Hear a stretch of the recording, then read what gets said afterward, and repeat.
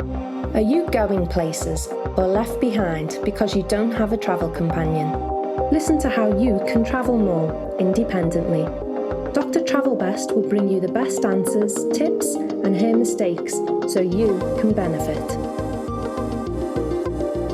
Welcome to Dr. Mary Travelbest's Independent Travel Guide. This is for women who travel, who want to travel, and especially for those who want to travel independently.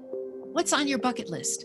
I'll help you get there. I'll respond to your travel questions, as well as share my mistakes and missteps, because I've made just about every one. You don't have to.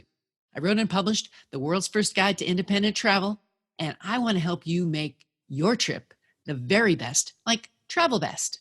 In this episode, the FAQ is on where to go solo if you haven't done it in decades.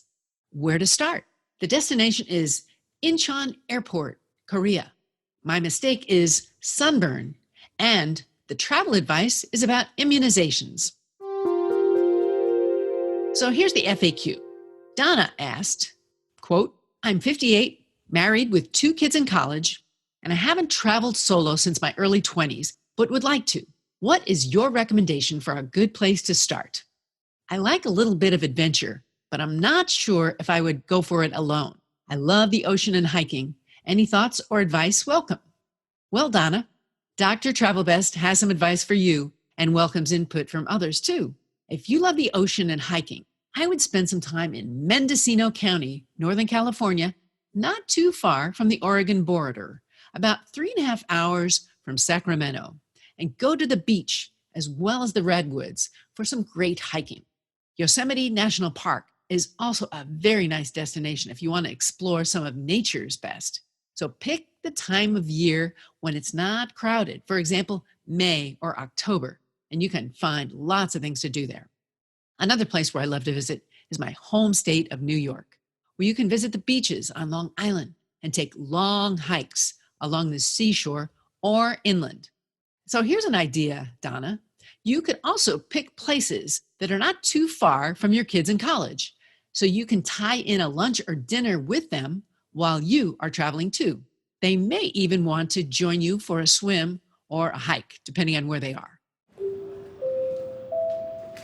So next is the independent destination. We're going to talk about the Incheon Airport in Korea. If you have not been to Korea, you're going to hear about this sooner or later. Incheon International Airport is the largest airport in South Korea, and it's one of the largest and busiest in the world. It's ranked the world's cleanest airport and best international transit airport by Skytrax.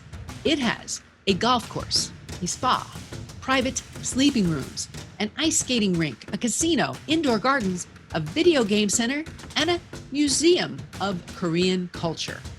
All of those things inside an airport. It's pretty amazing. So I'll tell you a little bit about it. To be ready for the future growth of Korea, the airport opened in March 2001, and it serves many areas, including Tokyo, Osaka, Beijing, Shanghai, and Taipei. And it was created by building an artificial piece of land between 2 islands, originally separated by a shallow sea. The airport has a record of being the top-ranked best airport worldwide for 11 consecutive years by Airports Council International's Airport Service Quality Award. It has 111 boarding gates. So we had a 4-hour layover each way. So I really got to know the airport. I called it layover heaven. There were free showers. It made such a difference on a long journey. They supplied the towels, the soap, the shampoo, the hair dryers, and it was hot. The sleeping areas were wonderful, like little pods, and plenty of free touch screen computers to use. You'll also find great duty-free shopping. There's a mall that was rated the world's best for 3 years in a row by Business Traveler. And it was better than I expected for duty-free shopping. I bought some beauty and food. The beauty. They had some really nice face masks and some aloe. Really liked those. And then the food, well, I got some honey butter chips. They were great. And then I went to 7-Eleven for a Korean dinner. Heated it up in a microwave. I had kimchi, steak, chicken tenders, veggies, and some mango and lemon drinks. Oh, also tangerines. Another thing that they had in the airport was a prayer room. That was really nice to go and just rest and pray and be at peace. I also found the Korean Airlines had a premier lounge and another lounge for only $50, but they only took Korean credit cards, so I wasn't welcome.